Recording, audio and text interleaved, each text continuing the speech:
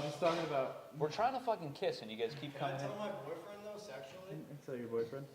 Hello and welcome to Likable, a comedy-based podcast where we talk about stand-up comedy from an entry-level perspective. I'm your host, David Stickle, and today I'm joined by Kevin Ludlow and a cast of angry beavers who aren't really on camera yet. It's a lot of diversity here. Joel Fano is actually on camera. A lot of diversity. Sexually fucking, to clarify. When you pass away, and this is Disney Channel. when you pass away, this is going to be like the home footage. Show this to my mom when I die. Just me. He was such a good boy. Jokes and you're insightful, but are you likable? You got jokes, you're the host, stand up. Are you likable? Good. Yeah, man. Do I get to do the clap? Go ahead, do the clap. The clap. Okay.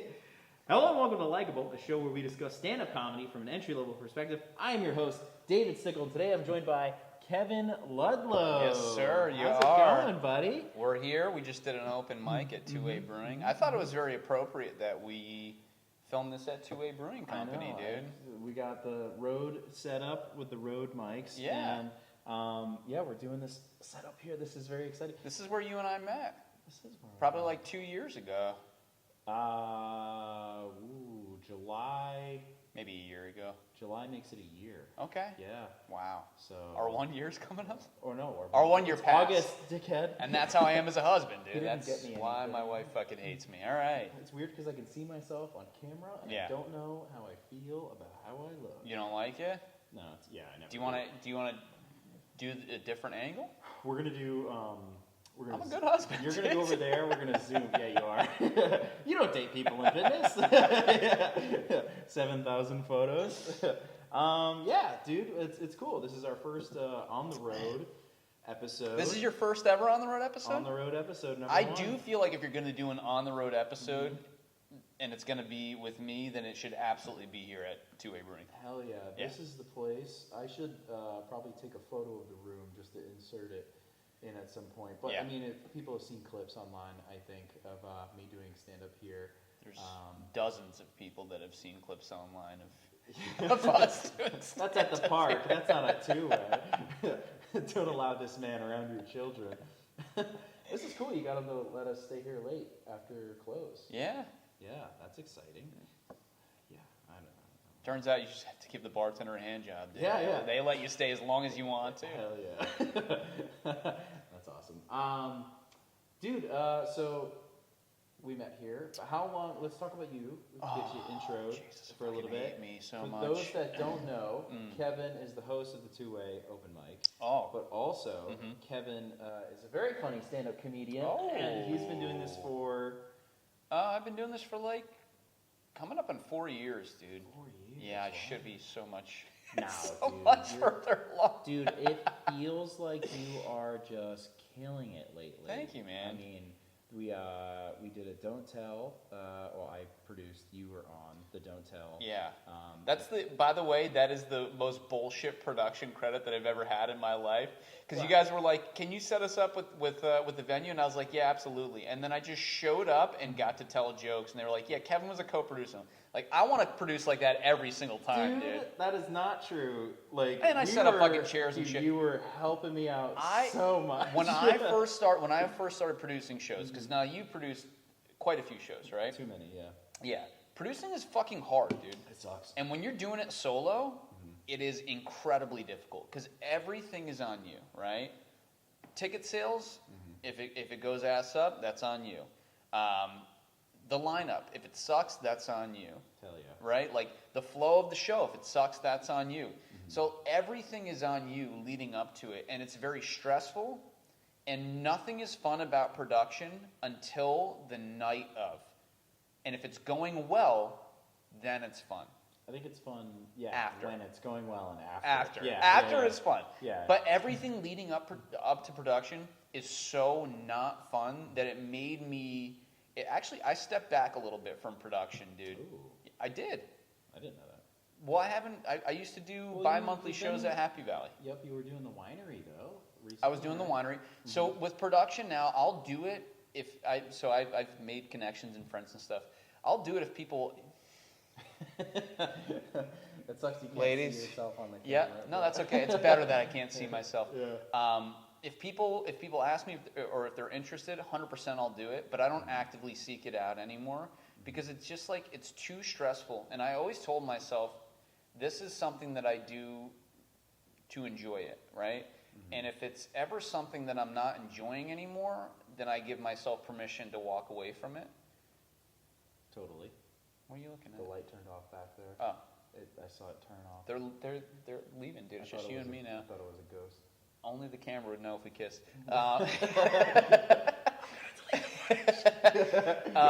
No, I gave myself permission at the very beginning when I was doing this because you and I are of a similar mindset and I think we're pretty similar human beings where it's like I'm not doing this to get famous. I never got into comedy to be famous and do it for a career. Yes.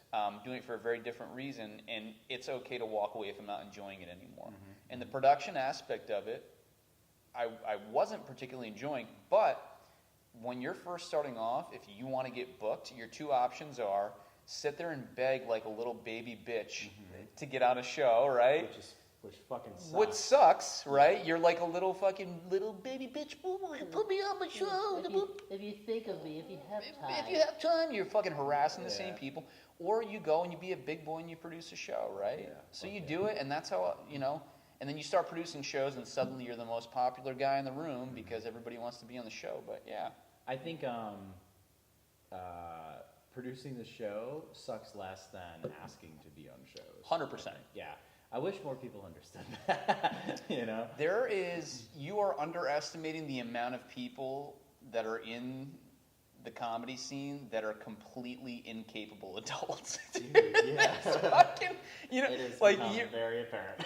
No, there are, dude. They're in their 20s and 30s, but they don't know how to like do a thing, right? Yeah, so when somebody comes in and they do a thing, they're like, "Oh, can I be on your show?" And you're just sort of like, "Have you ever thought about fucking sending a couple emails and doing your own show?" It's not that hard, dude. It's hard, but it's not that hard. So I really respect when people ask for things, you know, because I understand that it took them a lot of courage to do it. And that's, to me, that's like the bare minimum. Yeah. Instead of just dropping a piece of paper with their name on it on the table, and here you go. Yeah. Don't imply something to me like you're my girlfriend who's mad at me. Yeah. Like, I'm not good at implications either. I don't know. I just feel like you've been on Instagram a lot lately. You saw me like that photo. Yeah. It's like that's how women operate, though. Yeah, They're always. Alex is always telling me about the people that viewed it. She's like, this person would talk to me. They viewed my story. I'm like, who fucking gives a shit? What does that mean? I don't care. Do they care? Yeah. Do you care? Don't put this on the. I don't edit stuff out. that whole beginning part. So scared of my them wife, dude. standing around. You see how fucking jacked my wife is. I'm terrified. Yeah, man. she'll beat your ass. She will beat the shit She'll out of me. Beat my ass. Yeah. Actually. Yeah. 100%.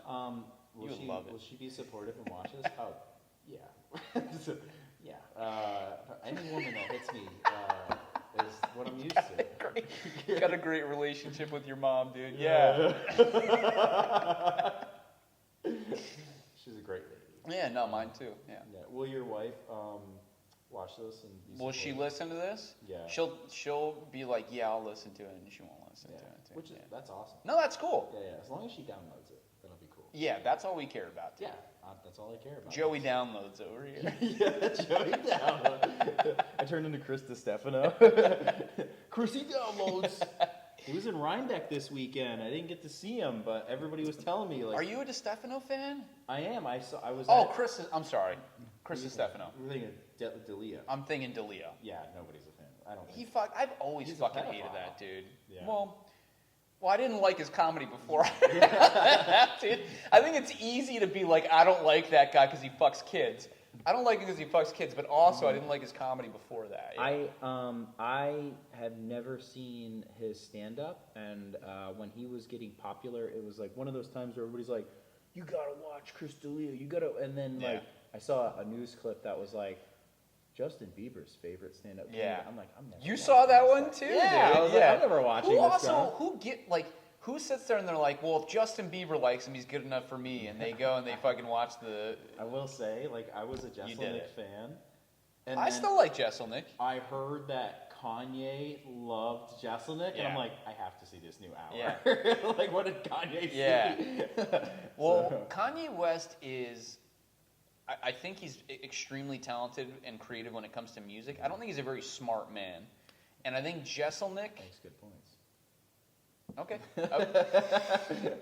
we don't delete anything. Yeah. I think Jesselnick is a master of his craft when it comes to cutting everything out of a joke and just delivering the bare minimum to get you where he wants to. Yes. And people don't want to fucking think, dude. And that's, are we talking about stand-up comedy? Yeah, let's talk When about first starting off?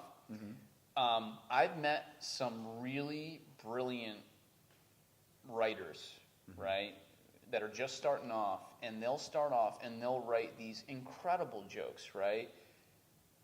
And it bombs when they try and deliver those jokes. And the reason that it bombs is because you're making the audience think. Yeah. And the audience didn't come to think. The audience came to get spoon-fed shit that's going to make them go, he's right. But it can't be too shock humor either. No, it's you can be smart, but you can't be too smart. Yeah. Too smart doesn't fucking hit, dude. I think a parallel of that would be like, if you're a really good chef, you have to know how to take all of the ingredients and then to make a plate that has it. Yeah. But like being a crazy like big writer with Nobody these thoughtful wants- jokes, it's just like handing the customer the ingredients. I mean, like you figure out how to eat Yeah. all this stuff, you Right. know? That Yeah. or like when they get too complex with it, right? Like you ever been to a place that they do the foam on the plate? You're like, I don't want to fucking do this, dude. I just want to eat. You know what I mean? Yeah, I just want to yeah. eat. That fucking drizzle bullshit. Yeah. You can't make them think too much, man. I think it's a lot simpler. On the other side of that, I also fucking hate hack comics, which just lean into the overdone premises that everybody has done before, and people fucking die laughing, and you're sitting there as an artist and you're going, I fucking hate you so much that you're killing in this room and that you suck so bad. There was an open mic at Keegan Ailes, I want to say it was like 2 or 3 months ago, and this guy came up and he just hates me. he repeated bar jokes from the internet. Like those, like, you know, an Irish guy walks into a bar, you know, like that whole fucking thing.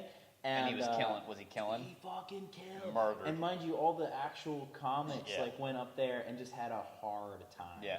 Because for some reason that night, I want to say it was like the customers that were there were like just getting out of a funeral, so they were already tanked. You Yeah. know? And the guy that went up was just like reciting these fucking bar jokes, and God damn it, he fucking killed. It made me feel like a piece of shit. And what sucked is that, like, I don't feel like a piece of shit for that. No, dude. no, I don't, He I should don't. feel I like an was just asshole. saying in We the should go moment, whoop I'm his like, ass right fuck. now, man. yeah, actually, let's go suck him Let's up. do it. Let's go eat his ass right now. Yeah. Look into the camera when we do it. POV shot. No, but he, what's it called there? What sucks is that there was, nice, we got that on camera. There was a comedian that was doing his first, like, open mic that was not in Rhinebeck. He was a Rhinebeck guy. Yeah. And he went up there, and he just kind of, he did okay, but, I mean, he relatively ate it, you know, and it was just, it wasn't the crowd to try things on. Yeah. You know? He would have done better with. So it's this interesting balance, right? Of like, what is art versus what works with the crowd. And I think that comedy is so unique in that way, in that, yeah, it's your art, but also how people receive it is such an important part of it. And if people don't receive it well, it doesn't matter how much effort you put into this art, it fucking sucks, right? Yeah, dude. Whereas like any other art form is like, hey, if I put X number of, it's, oh my gosh, like the beauty of it, right? Like if it's so good and we put so much time and effort into it, if it doesn't hit with the audience, it doesn't fucking matter. It just sucks. Yeah. Oh, yeah, delivery is so important. What sucks is like what I've been working on lately is trying not to laugh in between sets and just sitting with dead air. You know what I mean? Like I'll say a punchline and go afterwards, you know, to be like, it's okay to laugh, guys. And I'm trying to show more confidence so I don't look like a scared little person up there. You know what I mean? Well, you look like a scared little person regardless, but All the time. Yeah. Dwarf in the headlights. yeah. No. So what I've tried to do, I've always, I'm a psychopath, right? So like you know me, like I can just fucking stare and I'm completely fine with dead air. I always thought and felt like people like you that like giggle between, like to me, that gives people permission that we're just having a good time here. Okay. That's you think it always makes it silly. I do. I think that all the comics that are always like giggling, and you see it in the clips online and shit, that are like giggling in between their jokes and stuff. I'm always just like, oh, that guy's having a good time. That makes me happy that he's having a good time, and now I'm having a good time. Aww. Whereas like I wasn't fucking giving you a compliment, dude. I'm saying for the no, but Look like at that moron over there having a good time.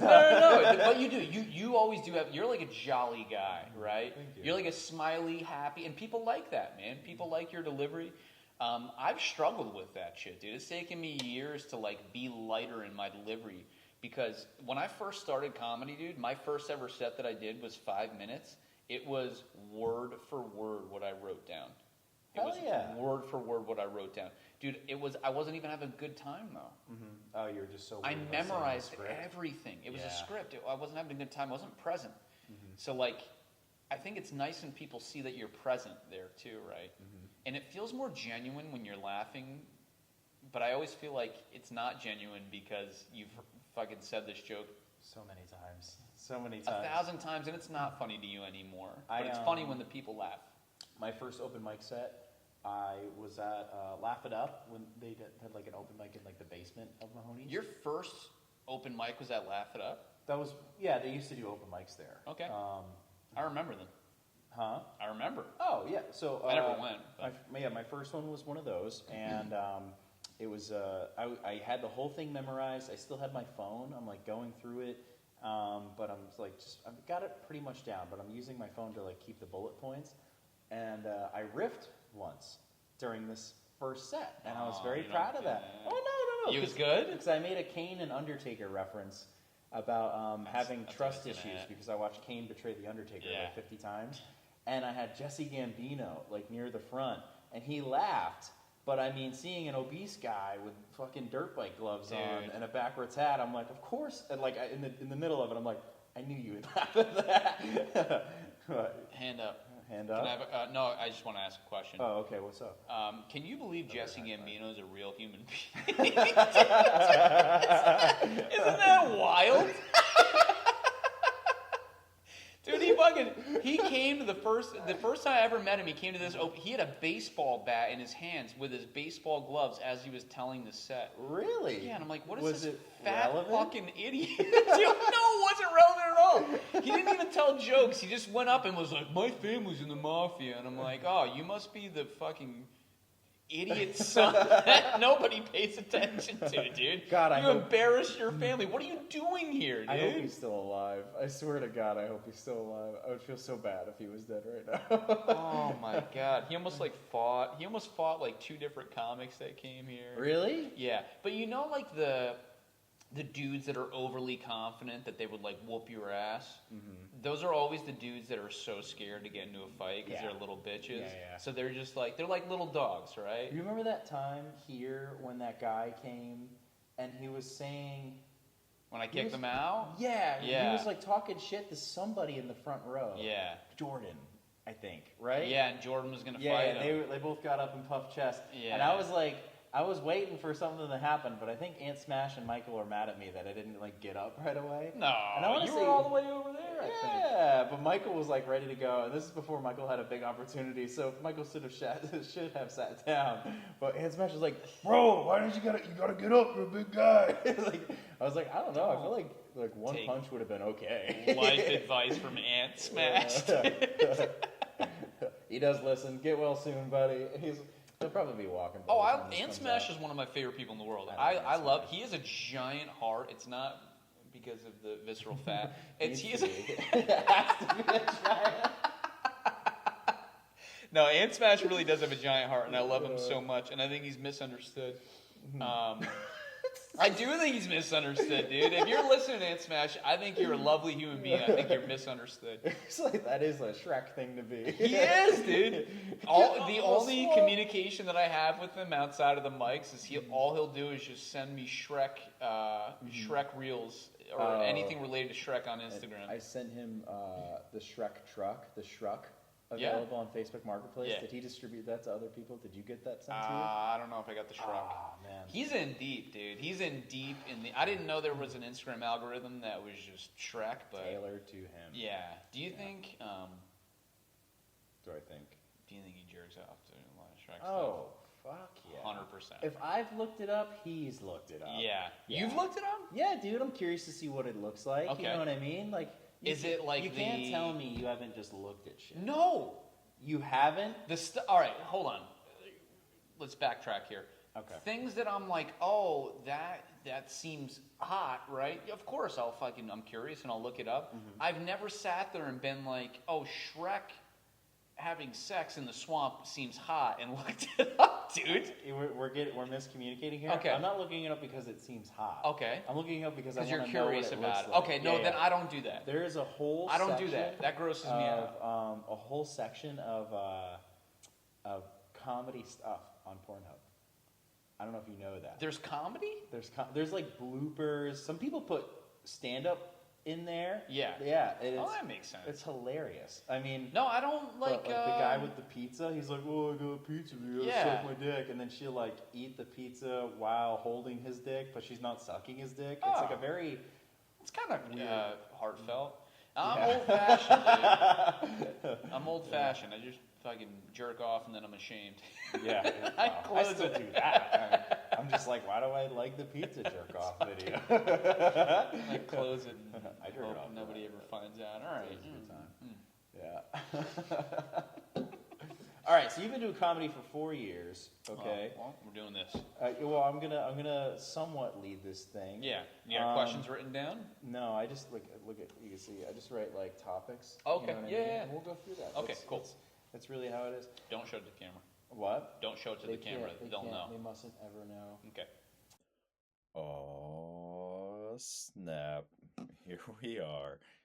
Exciting times. Recording the day after taking second place in the Comfy Clash, advancing on to round 2, which is in November. So please pay attention to those dates. I've got October up here for you for the Interruptible. I'm being quiet right now because I'm trying out a new microphone and I don't want it to blow your fucking ears off. I'm not really sure how this is going to turn out.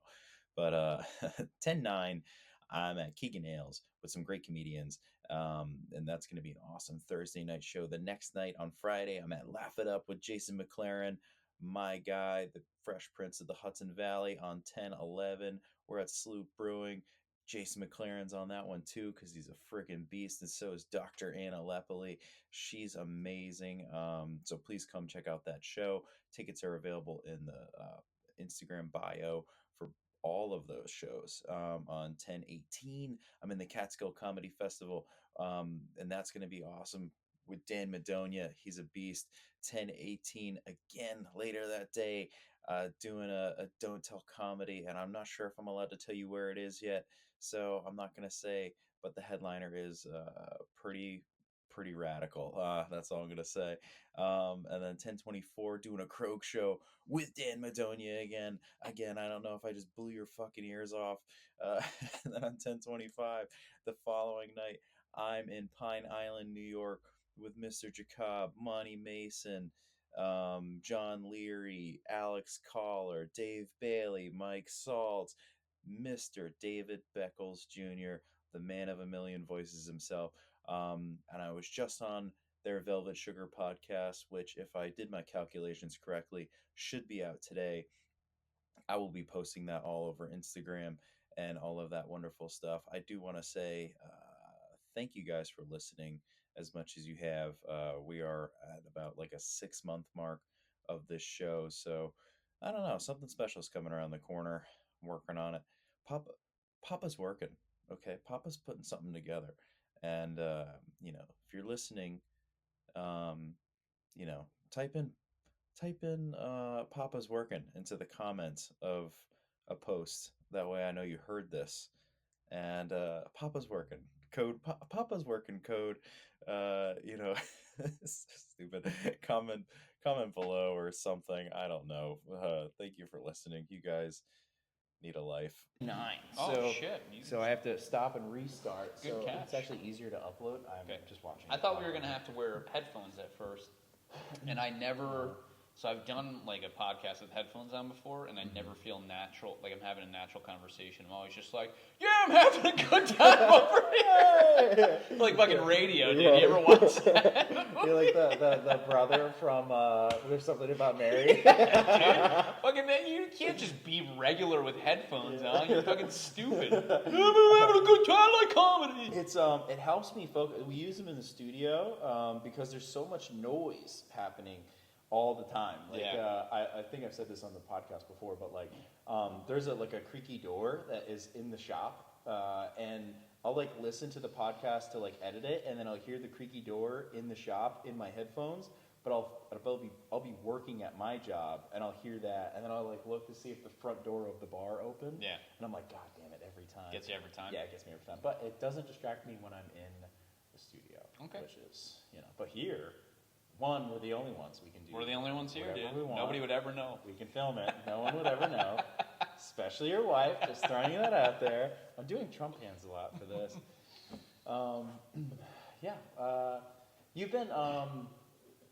You've been fucking killing it lately. Shower compliments on Hell yeah, dude! You crushed it at the Don't Tell. Thank you. You did fucking awesome at the first Joke Bomb that we did. Thank you so much, dude. Also, I know you don't want to produce things, but you fucking jumped in on that with me. Love that. And then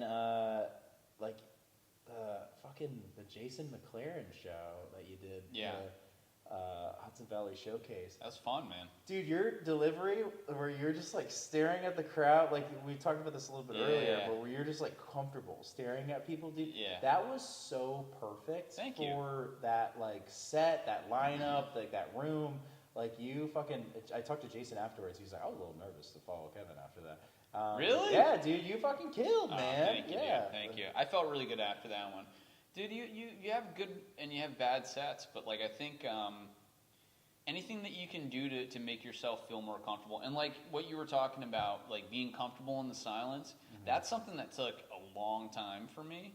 But I do it at work too, is I'm comfortable in the silence. I do think it helps. And I've noticed also when you hit a punch and then you just immediately go, you like rob yourself of laughs. Oh yeah. Because if you hit a punch and you just wait, and I found out by accident because I forgot the next fucking joke, right? Like, I didn't even know where I'm going next, right? I don't know where I'm going next, but I just let it sit with people because of that.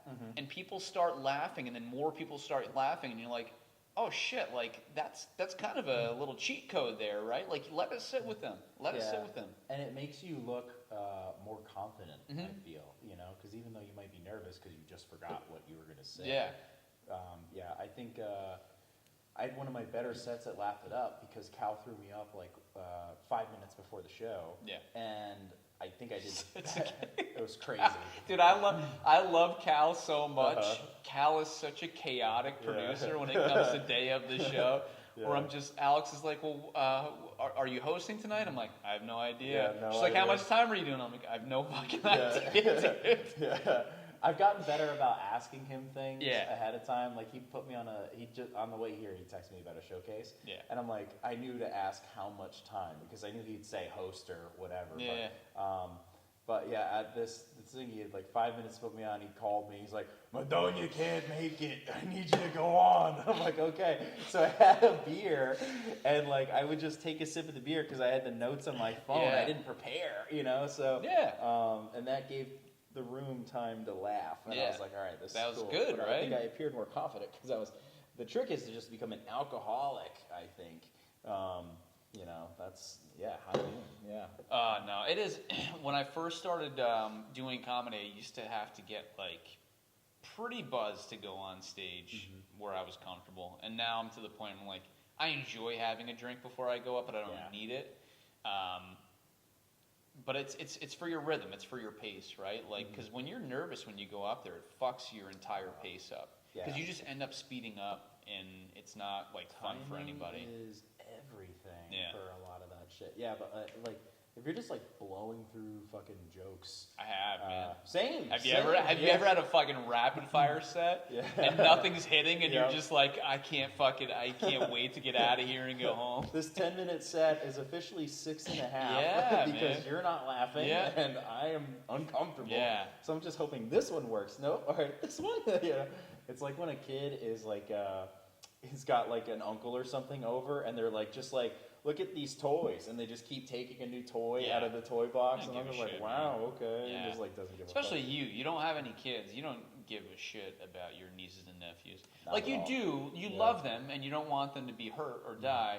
But beyond that, you're like, I don't fucking care about your interests. Oh my god, it was awesome. My You don't give a shit about their interests. I do like the one of them I do. It's because she's an adult. Don't now. say her name. Oh yeah, shit. she's is 25. She? Okay. Yeah, she's You have 25. a 25-year-old niece? Yeah, I've been an uncle since I was 10. For real? Yeah, Oh, yeah, man, yeah. your sister be out there fucking, dude. Yeah, she was active. She listens. That's cool. What's her name? Yeah, she knows. No, my niece is 25. It was crazy because she asked me for like some life advice, and I'm like, look at where I am. You should not be doing that. But You're successful, man. No. She should ask her mom for advice. I think her mom's very successful. What does her mom do? Her mom's a nurse at Vassar, but Oh, like her that's mom awesome. like fucking was raising a child, was working full time and going to school full time, Yeah. and then fucking got out of that, and now she can fucking work hard like a motherfucker and helps. When did she everybody. have her first kid? My sister had her daughter, her only child, Okay. when she was 19. Okay, I so that's think. like very similar to my sister. Oh yeah. Yeah. How's your Every sister? every woman that gets knocked up way too early is like, fuck it, I'm just gonna be a nurse. It's a plausible career. It's a path. great career, yeah, dude. It's fucking yeah. They make money. Yeah, they're making bank. It works because they're on for like 3 days, but then they're off for like 4. Yes. So like you have to worry about a sitter less. I feel like childcare, like when you're working, is like probably the biggest issue. When you're trying to like survive as a parent. Dude, I don't know how poor people are parents nowadays. It blows my fucking mind. Yeah. Because like my wife and I do well, and we have one child, and I'm still just like, yo, life is expensive, and a kid is expensive. Poor people are having like 5, 6 kids. I'm like, what's going on here, dude? Dude, I know. What are you doing? Yeah, What like- is happening? Yeah. I don't. How much money is the government giving you? Yeah, is It's that crazy. it, man? Nah, I don't know what it is. That to would be honest. really nice if the government gave me any money. Every fucking year at Yeah. tax season, everybody's like, did you do your taxes yet? I'm like, no, I don't run to do my taxes because I'm in a position where they just fuck me in the ass every year, dude. They're like, Yeah. if we I'm get about it. any sort of return, it's such a big win in my home. It's such a big win. I stopped getting returns recently. Yeah, Yeah. you're fucking. Society doesn't need you. They don't. They don't. But the thing is, society does need you. Yeah. You're taking nothing. You're just a dude, right? Just like giving, yeah. yeah, Just you're just giving giving. shit, Society yeah. does need you. Yeah. Fucking bastards. Oh man. This is We got turning into into politics real quick. yeah, I have a premise. Klan on- rally. Society needs us. I on the way You here, will like, not replace us. some fucked up shit happened in the news today, and we're not going to talk about it. Oh my but gosh! I dude, was it like, I'm broke like, my fucking heart. I want to challenge myself and do not political comedy, but like politics adjacent. You know what I mean? You don't want to fucking. So All right. here's the set that I'm thinking about, and Go this ahead. is like the overall premise or the overall theme is that America rules. Mm-hmm. Americans suck. And I think that's cool. I think I can do something with that. Yeah. So, all right. So, political comedy is so challenging. Sucks. It doesn't hate suck. If you can do it, well, it's really, really good, right? Who you see doing it well are established comics that have people that love them. Yes. So, as somebody that's starting and still building your audience, That nobody loves. I love you, dude. Thanks, no, you man. have a lot of people. You have a lot of people who love you. Don't jump. but as, don't fucking kill yourself. But as somebody that's first starting out, like that's a really, because one of two things can happen, right? Mm-hmm. The first thing is you fucking bomb and everybody hates you, and they're like, we don't want to fucking hear this shit. The second thing is you do well because of whatever specific crowd you're in front of, and that work, oh wow, liberal jokes worked in Beacon, who would have thought? Hell yeah. And you sit there and you go, these are good jokes, and then you go to a room that's not Beacon, New York, and they do not kill, and then you're like, fuck those people, they don't know comedy. Which you've met comics like that, right? If my jokes don't work, it's the audience's problem, and then you just don't, But I know you're beyond that. I'm trying to find. So I hate politics overall. Yeah. You gotta find the funny in it, man. Oh yeah, I know. I want to find the funny in it. I want to find not something take that sides. appeals. Exactly. You I want can't to take find sides. something that appeals to that 70% in the middle. Yes. You know Shane what I mean? Gillis does an incredible job of that. Yes. Where Shane Gillis is like, I'm never one to be like, oh, the popular comic is really funny, you know what I mean? But Shane Gillis does such an incredible job of pointing at something and poking it, and not just, he's just objective about it, right? Yeah. He's just objective about it, and he pokes it and he prods it, and he's like, isn't this fucking weird? And everybody's like, it is fucking weird, you're right, because it's this giant tension that nobody can fucking talk about, and he just sticks a pair of scissors in it, and it deflates a little bit, and everybody's like, oh, Jesus Christ, right, we can breathe, it is, you're right, it's ridiculous, right? Yeah. He is so incredibly, he's a master at that, and I just don't think that you're capable of that. Because I'm too nice, okay? I'm just kidding. You can do it, dude. Shane's like a bit of a, he's a very funny, very lovable bully in a lot of ways. Yeah. So like when he picks on people, like they love him for it. And I've heard so many comedians talk about that on podcasts about him. It's like when Shane picks on you, it's like awesome. Yeah. So it's like he does that with like the crowd. Because there's no hate behind what he's saying, dude. He's just like, and that's, that is the key to like, to being able to say mean things is there just can't be hate behind it. So much hate. No, you don't, man. I'm so motivated by hate. That's why you're able, when you see comics that say, like, oh, edgy shit, I'm going to get on fucking Kill Tony, like, and when they're saying it out loud, it sounds fucking hateful, and I will not say the names of any comics that come here, but sometimes your delivery makes it seem hateful. It's not funny anymore because it's just uncomfortable and hateful.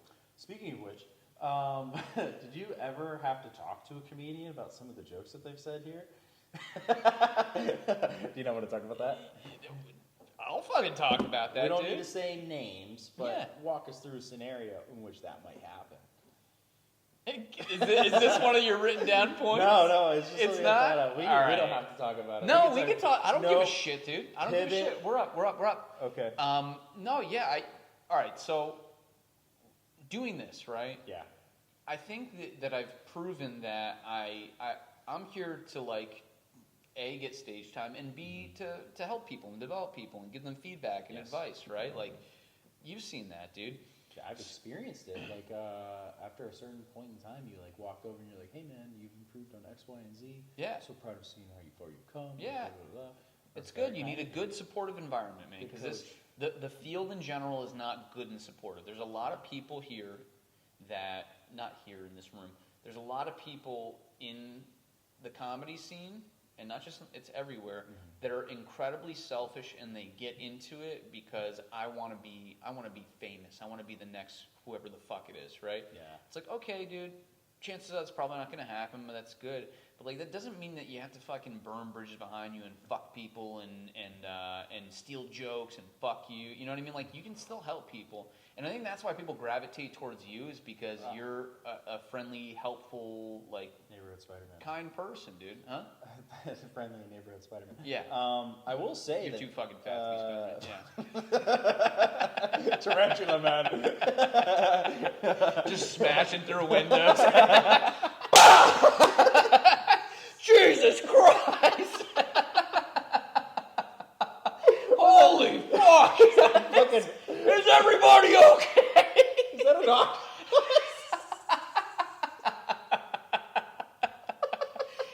fucking cripple. You just cripple 100-pound fucking little girl. You're just trying to help, and you're fucking hurting people. He's got burritos. You're just laying on the ground moaning. I cause more damage than I say. Yeah, dude, that's a good. I like that. Okay, you just you scream fuck. Yeah. Oh my god, that was funny. I will say, oh, he's right there. Hi, Steve. Bye, Steve. You've created this environment here where you can call Isn't me. that an awesome concept, You dude? can call me a fat fuck. Yeah. And then we're all laughing about it. Oh man, God, I'm sweaty and crying. That was so good. All right, we were talking about. Don't say. Yeah, it's a good environment. You've allowed people to develop and be comfortable. No, that's what it's all about, dude. Yeah. All right, we were talking about giving advice, right? So Yeah. yeah, there was a comic that came in recently, and he is very he has edgy material, right? And the thing is, like, you know me, dude. Like, I'm not anti-edgy material. I'm not like your fucking howdy do. These are silly jokes kind of guy. I say fucked up shit all the time. Yeah. I talked about somebody coming in the sausage gravy and Cracker Barrel today. Handing me the microphone. Dude, my wife's fucking boss was here today. Oh, that's who that was? That's who that was.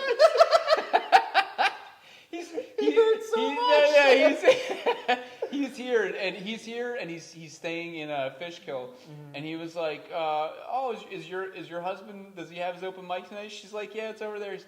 And he just came and he just heard everything. And Did you let him know that like open mic comedy is... I didn't talk to him at all before we got started. I talked to him afterwards. Yeah.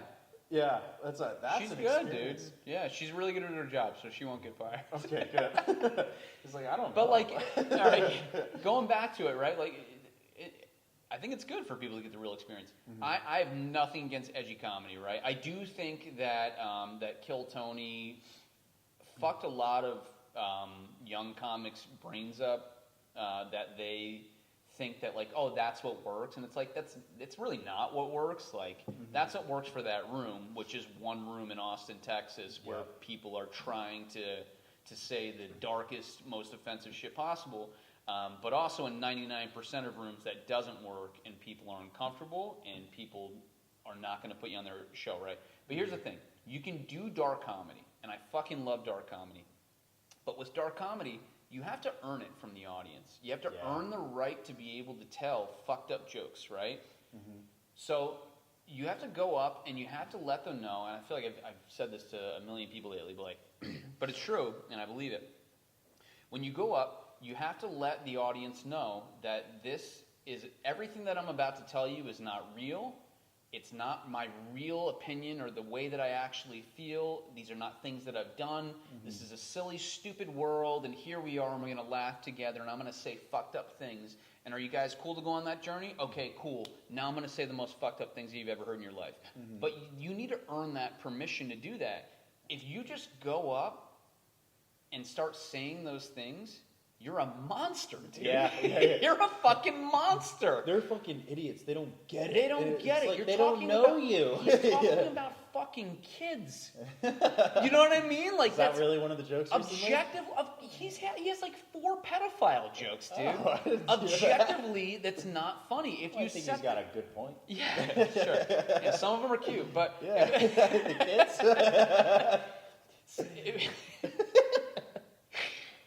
objectively, right? Objectively, if you say those things out loud, right? Like I get that those are your jokes. I think it was Spider-Man. Yeah, just fucking fat Spider-Man. Just, yeah. Jesus Christ, is everybody okay? Just knocking into shit, just causing more damage than the enemy. He's not here yet. We got him at the drive-thru. Yeah, just fucking stopping to get a. When I do it, it's a swing through. Oh, just fucking tired. He's just fucking tired. He looks at his fucking little superhero buzzer and he just goes back to sleep because he's a fat piece of shit. He shoots insulin. He's just fucking tired, dude. He's so tired. Yeah, I get it, man. I've been there. So I don't know. And I don't want to sound preachy either with the shit that I'm talking about, because I'm not some fucking know-it-all. I know comedy and you don't. Like, I don't fucking. I was explaining it to a different podcast, but I have to make sure. You went on a different podcast than this with me? With you? No, you didn't. I feel like you went behind my back to do any other podcast besides the one that we're doing right now. First off, I love being behind your back. Yeah. Second of all, Sure. there was other men involved. I was hoping that you were gonna be like, oh, we've been trying to get you on here for a long time, and I already had my opening line, dude. I was gonna be like, yeah, I meant to get on earlier, but I just fucking hate you so much. But you didn't ask me. All right, go ahead. No. So you were on I was on another podcast, yeah. and I said that, like, comedy is one of those things where I forget what the word is for this. I forgot it then too. But like, is it a meritocracy where it's like, if you come up here and you say bad jokes that are just like offensive but like not that funny, but you think they're really great, you have to make adjustments, or else you're just never going to get booked. So you're never going to get off of that open mic circuit, right? You know, or you're going to do open mics until you just give up, or you just do them forever, or you can make adjustments and then maybe you'll get on a show and then you have progress, right? Well, it's like anything else, right? You can either take the feedback and coaching that people are giving you and use it and get better, or you can sit there and say, everybody else is a fucking idiot and I know. And then you sit there in your rut and you fucking dig deeper until one day you say, fuck this. And you just quit. Yeah. You know? Go back on the video games and call people Jews. Man. Was the feedback taken well the last time you had a conversation like Are yeah, dude, it was not taken well No? at all. No, man. He wanted to like fight me, dude. Really? He didn't tell me he wanted to fight me. That'd be a very weird 80s movie thing to do. Like, meet me out in the parking It lot. would have been funny if he's like, we'll ski down the mountain. Yeah. The winner gets the open. Winner gets the girl. And I'm like, Kevin. yeah. No, so I was like, hey, I was trying to be like tactful, and I was like, hey, can I talk to you out here real quick? Well, there's like 5 people here, because I didn't want to like confront him in the room with other people. That's embarrassing. Here, right? And he was like, okay, and I brought him out, and he was like red already, and like he was like heating up and like breathing heavy, and I'm like, whoa, dude, like. And he's like, yeah, and I didn't really know how to deliver it, but like I was like, hey, like. You know, we got a couple, you know, there's a couple people that were like, you know, maybe a little offended about some of the things that he was like, give me names. Who was it? Give me names. And I was like, weird, right? Like, give you names. It was Chan. Do you remember Chan? It's like, you want names? What, are you going to go fucking hunt him down, dude? Ling May? Did you not fucking like my joke, you piece of shit? Am I not likable? And I was like, I'm not going to give you names. If you can't, he said, dude, this is a direct quote. He said, if you can't give me names, I'm going to assume it's you. And I said, okay, it's me. I said, I'm the one that didn't like your jokes. He was like, these are my jokes. I don't know what you want me to do. And I was like, dude, I'm not saying you can't do your jokes, right? Like, comedy is subjective, man. Art is art. 100%. There's shit that people write and they say that I don't think is funny at all that a bunch of other people would find really funny. Like, I don't ever want to come off as this fucking pompous, like, I don't fucking know comedy, dude. I'm still going to the same open mic as you. I host it, but I'm still fucking here, right? I'm not some fucking successful comic, right? But I try to give advice when I can. If I think it's going to help. He was completely closed off to it. And I said the same exact thing that I just said to you. I was like, dude, you have to, like, let the audience know that, like, you're not serious with those things that you say. And he, like, as I'm giving him advice, you can see that, like, he wants to hit me so bad, dude. But he's, like, starting to calm down. And then, like, he was like, okay, fine. And then he, like, goes in. I'm like, all right, whatever. It didn't make any sense. And then I go in, then we start the mic, and I do my set, and he's just sitting there, and he's hunched over his fucking knees, and he's just staring at me as I'm doing my set, and he's making sure to show me that he doesn't think a fucking thing I'm saying is funny, dude. Not a single giggle, so I kept looking at him. Yeah, I don't give a shit, dude, right? But it's just like, it's so funny to me that people that people can't take any sort of like feedback, or 99% of people that come to this, Two Way Brewing open mic, like, are here because they want to get better. And then you have the 1% that are like, fuck you, like, I know what's right. Like, go get them, Tiger. Yeah, have fun. Good luck ever getting on a fucking show. Yeah. I'm never going to fucking book you. I would never book that person. No. I feel like most people here have been on shows. Because They're getting better. Think about everybody that you've seen consistently come here. Everybody's gotten better, dude. Yeah. That's what it's all about. Gabrielle tonight. Gabrielle's good, man. Dude, only like 4 or 5 months in. Is she really? Dude, I know. She's a really good writer. Yeah. Yeah. Dude, fantastic. I told her she was hilarious, and she's all awkward, and she's like, okay. And then she's like, fucking jets out the room. But she's Just really sprints good. away Yeah. She didn't want to have a conversation with you, dude. It was funny. No, Kingston was like her first open mic, and okay, that's at 25. Kingston was her first open mic.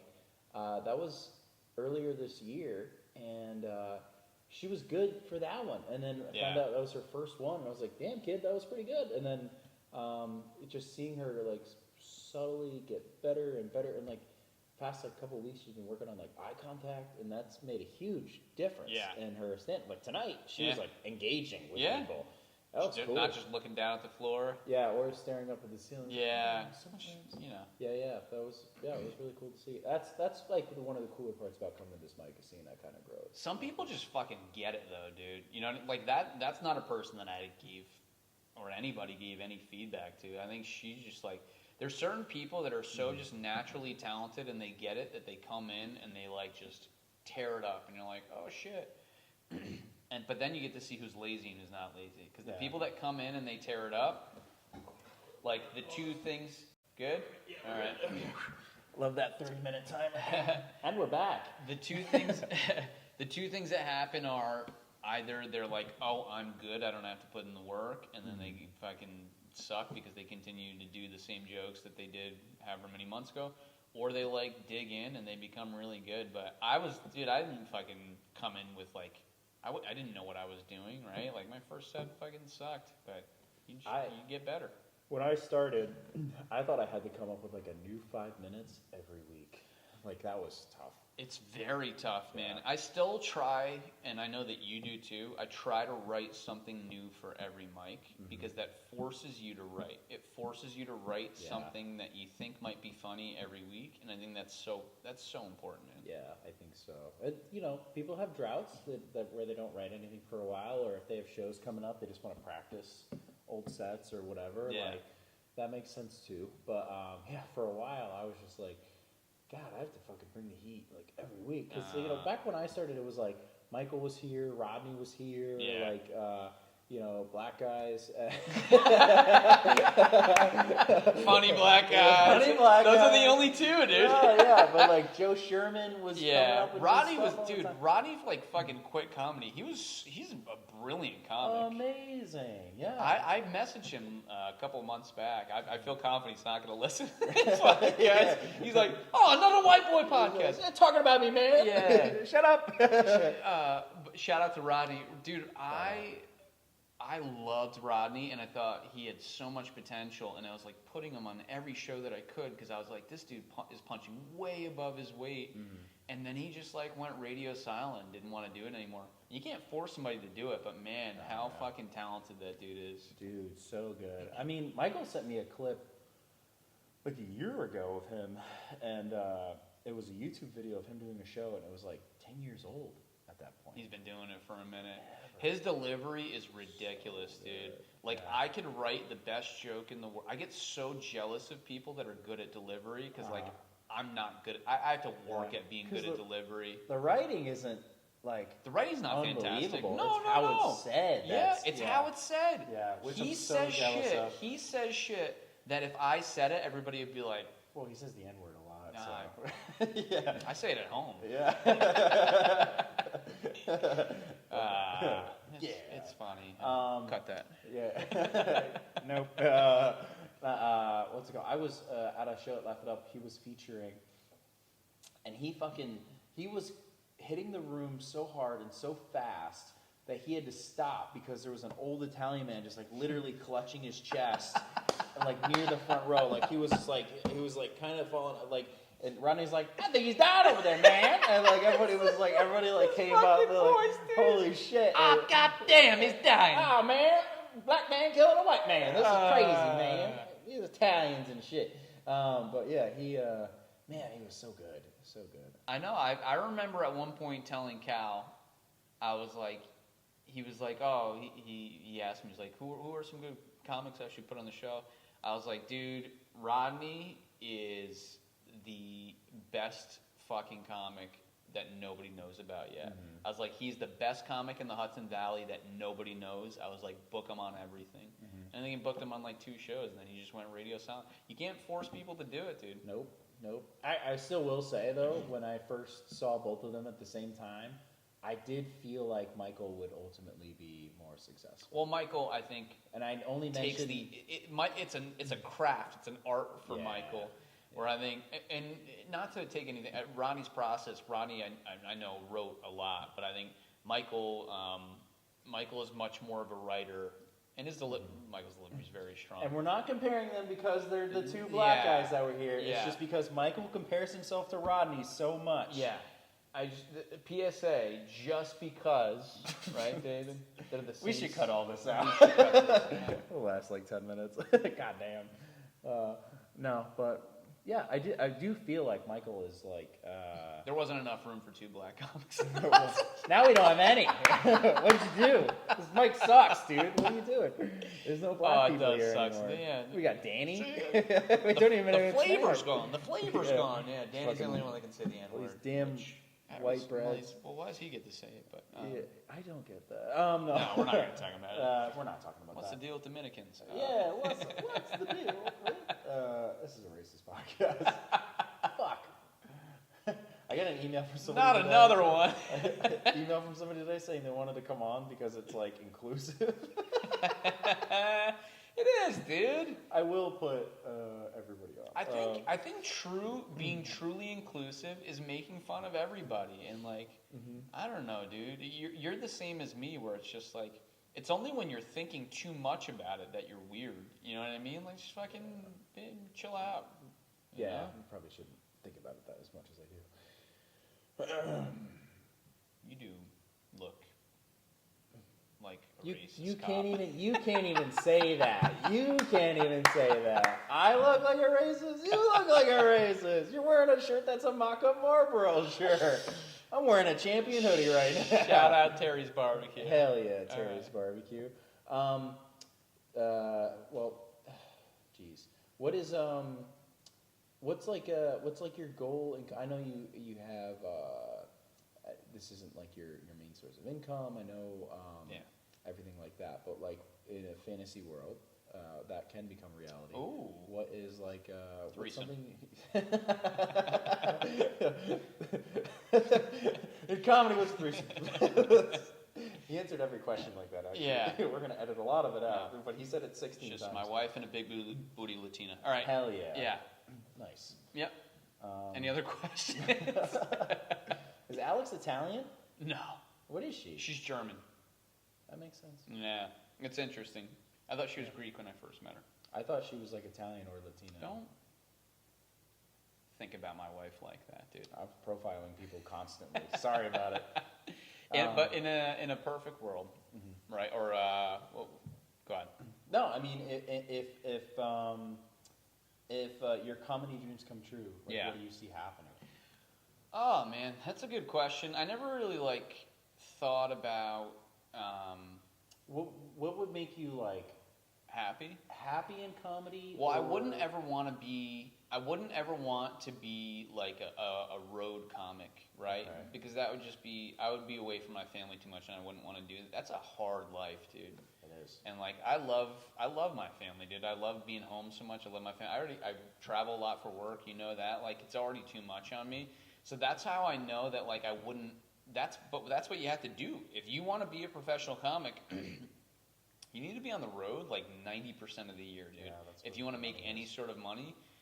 To me, it's just like it's doing shit that I never thought that I would do, right? It's cool experiences. It's opening for people that I never fucking thought was possible. It's headlining on a show. It's like that shit, dude, is wild to me. Because when I first started off, I was like, oh, I'll do a couple open mics. Like, I don't think that I put that much effort into it to get the juice out of it that I have. And the fact that I have, I'm just fucking, dude, I'm like a kid in Wonderland, you know what I mean? Yeah. Not Michael Jackson's Wonderland. Is that, what was his? His was like, Neverland. It was Neverland. Yeah. I'm like a kid in Neverland. Never tell anybody. Yeah, that's right. Never tell comedy. I will, like the Bethelwoods thing we did 2 weeks ago. Yeah. All 12 people love that shit. All dude. 12 people love that shit. Yeah. It was surreal to see that, to be honest. It was very cool. It was. I know people that weren't there will try and shit on, comics will be, it wasn't that cool. It was fucking cool, dude. It was cool. Yeah. Like, it was surreal and then very real. And then surreal again. Yeah.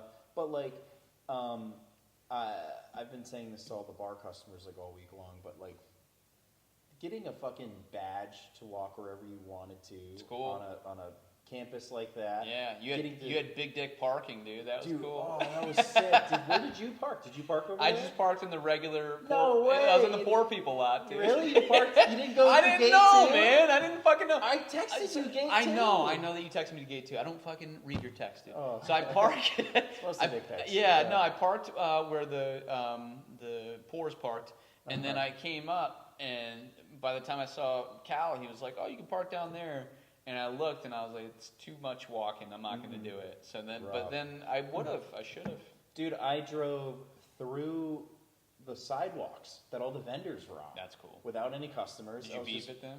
Yeah, I was just driving by. Did you make an Italian man throw his meats I off? was like, "Oh, hey, you want to slice up a food?"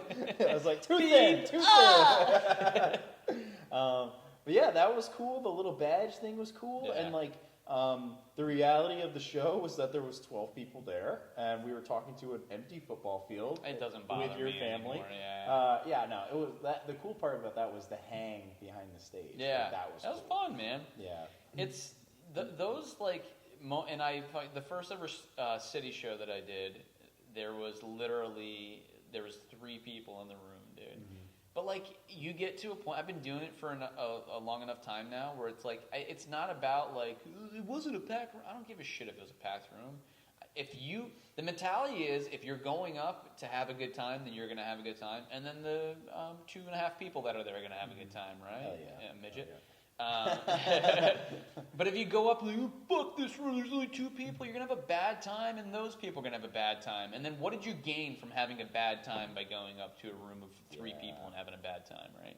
really nothing. It was cool to like fuck around and try to bark people over while on stage. Like I was like, as a Dude, host of that show, I'm like, I'm The barking. host, when you went out, I was like, what a sacrificial little lamb right now. Just getting thrown to the fucking lions. I dude. think that's why Cal likes me. Yeah, you don't He's give like, a David's shit. just so happy That's to why eat I love shit. you, dude. You're happy. You're just a happy guy. Yeah. Like, you can do that so much better than I can.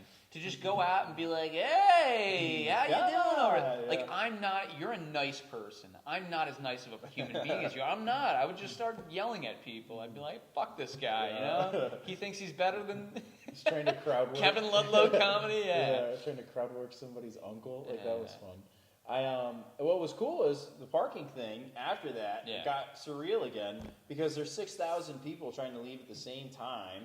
Did you stay for the show? I stayed for, dude, I did the most dad. I'm just turning into my dad every fucking day. You know when you're like, why, dad's such a dick when you're a kid? He's like, why did you fucking do that? Mm-hmm. And then you just turn 37 and you're like, I get it, dude. Yeah. Like, I'm doing all the same shit. So what I did was, instead of trying to get out with 12,000 people or whoever was there, how many people were there? 6,000. 6,000, sure, double it. Doesn't I matter. became an alcoholic. I was there the weekend before for the Mulaney show. It took us like 45 minutes to get out of that parking lot, dude. And we were leaving the next day to go down for a little vacation. And I was like, I'm not fucking doing that again. So I left like 20 minutes before he was done with his set. Oh. And I'm not even a huge Sebastian fan, and he was fucking killing, dude. Yeah. And I was so just like, good. my family was there too, because they came to see, and I was just like, all right, I'm getting out of here. And I just bounced, and it was great. Were you able to just get out? Dude, you're gonna be so upset I'm about gonna be this. so upset. I was thinking the same thing. I'm like, dude, I got a 2-hour ride home. Yeah. I got, all this kind of stuff. I got work tomorrow. Yeah. But I'm like, I'm gonna stick it out. I was with my buddy Trav. Yeah. I'm gonna stick it out. And then show lets out, just waiting for old people to go past and all this kind of stuff.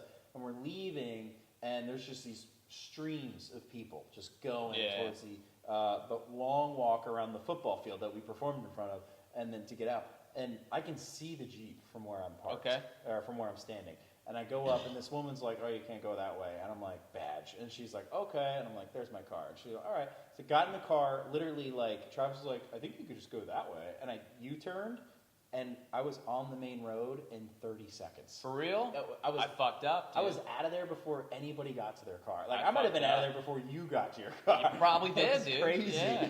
Yeah, it was sick. That was such a cool experience, man. Dude, so cool. That's like, we were talking about Cal before, but like I'm not gushing. Like that dude to give the amount of opportunities that he does to up and coming comics is like, that's incredible, dude. And I want to make sure that he spreads the love and gives it to other people. But like, dude, I never would have fucking done any of this shit if he didn't give me those opportunities. So that's it. Like that's what I want to give people the same up. When I produce, I'm always like, all right, I want to put together a good lineup, but I keep that dude in my head, and I'm like, also Cal's putting big comics on, and he still gives people chances, right? Like he had to fucking give people a chance. Dude, like, I try to carry a little bit of that with me too. Whenever I do a croak show, like, I always throw on like comedians I love and all that kind of stuff. And there's also like that new person where I'm just like, this is so exciting to have them for their like first show. Yeah, it's my first show. Yeah, and they also always bring like 20 people on their first That's show. also awesome. It's the best. But it's more so like, their first paid gig. Like, that's so cool. Yeah. That is cool. Dude, your first paid gig is... Did you have a paid gig before you produced your own show? Yeah, so I did my first open mic at Laugh It Up. I got booked by Keith and Danny that night and Cal that night. Yeah. And then so 4 weeks later... You got booked twice from one open mic? My first open mic. You're a fucking piece of shit, dude. It was a great set. That was a good set, man. Yeah, stop Fuck doing it. you, dude. Yeah. That definitely didn't happen for me. Yeah, so I got paid 4 weeks in, and then Cal paid me 6 weeks in, and then he booked me for another show 2 months after that, and then I did Laugh So It Up. you've just been nothing but successful. I've been lucky, I think. People like my vibe. I think what Cal likes about me is that I'm willing to do all the shitty stuff. Yeah. But also, I'm like, I think because I think he likes you for this reason too. But like, we're like responsible adults. Yes. Like There are a lot of irresponsible children Yeah. in this game, dude. Yeah. And you and I are just like people that will show up when we said we would show up. Yeah. And Cal's Early. like, thank fucking God, dude. I Yeah. fucking don't know where so and I fucking hate these fucking kids. so is. Yeah, thank God you're fucking here. You're gay. I don't care. Get up there. I don't give a shit. Get up there and do 15. I fucking love Cal. He's the best, man. I'm so happy he's doing voice acting now, too. Dude, yes. Have you seen his page? No. I'll show Can it you to send you. it I'll over? show it to you after Oh, this. it's so great. There's like 5 trailers that he sent me, and I can't wait to see that dude. ridiculous voice on a fucking cartoon character. It's so good. Yeah. His trailers are so good. That's great. I told him this in the green room once. I'm like, I can see you acting in the studio when you're doing this voice. Like, in the city, you gotta fight to survive. And I can see him like slicking back his hair for Yeah. it. It's amazing. I don't want to keep you too long. Is there My anything? wife doesn't want me home. I know she doesn't. I have nowhere to go. She DM'd me and she was like, "Just keep him there. Keep him there for as 25 long as possible." Rogelio is still here. Yeah. We need. She also wanted a big. At least movie he's Latino. Latin, dude. Yeah. If it was another white guy, I'd be like, why not this white guy? But just get a different flavor. yeah, I get it. That's where Rodney is. Yeah.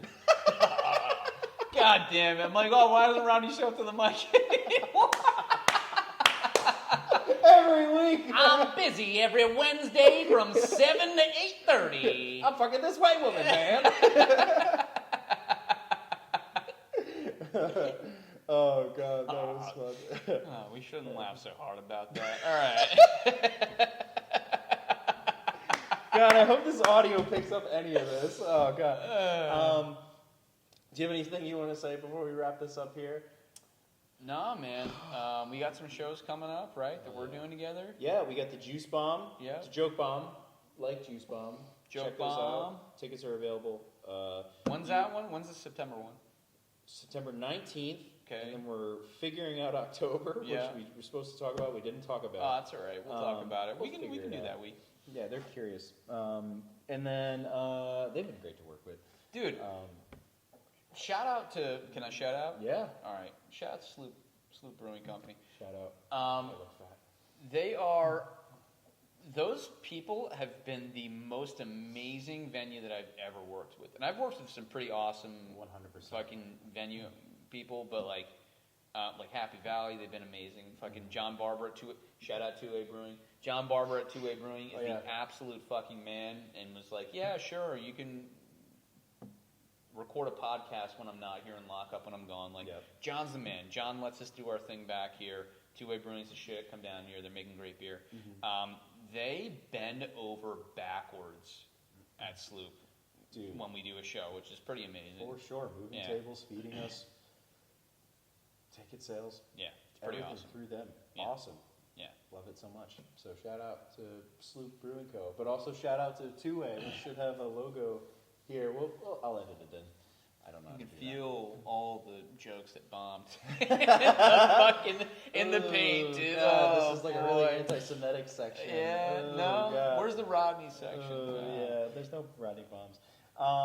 Cool, man. Well, thank you This so was much. fun, man. This was really fun. Let's We do it got to again laugh really tomorrow. hard. Okay. Let's just have a 2-hour conversation Sure. every night. Sure. Let's just FaceTime. Oh, I had a good time. Yeah. We could do this. Huh? You and I could do this every night. Every night you want No, to? every podcast. I think we'd be good podcast you wanna buddies. just jump I on? think what the world needs is more podcasts with two white guys talking about Dude, their. You're speaking my language. We're right on brother. the money, dude. Like, I need more whites on this podcast. I haven't had a person of color in a long time. I've got to get that on. There's It's not a lot in the area. to be honest. problematic. Yeah. Yeah. All right. Anything else? Thank you for coming on here. I'm going to do the little wrap-up thing. Thank you for coming on here, David. Yeah. I will say this is where I make you uncomfortable. Okay. You've been really awesome to me since I started doing stand-up comedy. thank Two Way is the second open mic I've been to, and the one I literally have a day off of work just so I can come here. That's amazing. It's my favorite open mic. It is Thanks, dude. my piece during my week, so I'm very grateful for that. You're a part of creating that culture. You sound like a piece of... Yeah, that's how uncomfortable it is. But no, I will never forget the time you spoke to me right over there, and you're like, hey man, you're just showing so much progress. I'm so proud of you and all that kind of stuff. That was definitely at a time in which I was like worried I had kind of hit a slump. And I want to say that was an important time. So thank you for that. Cool, man. Thank you for doing what you do. Dude, that's what it's all about, honestly. Like, that's why I do this. I just enjoy telling jokes and talking about balls and buttholes and making people laugh and helping people. That's what it's all about. Hell yeah, brother. All right. Likeable is filmed and recorded with radio-free Ryan Cliff. Thank you to Jen Hamoud and Matthew Rosenberg, our producers. And thank you to the Epicurean, which isn't hosting us for this episode. So thank you to Two Way Brewing Co. Two Way Brewing Company. Which hosts us for this episode. Come in, have a beer. Have a beer. Do a flight, all the beers. Yeah. We also sell them at the Krog. Please come and do that. Likeable is a comedy-based podcast where experts in absolutely nothing should not be taken seriously. Consider this your daily dose of questionable wisdom and guaranteed hilarity, we hope. Proceed with caution and a healthy dose of skepticism. Come here. I want to do this something. Oh, wait. Put your hands together. Bow. That's it. Music. Yeah, you got jokes and you're insightful,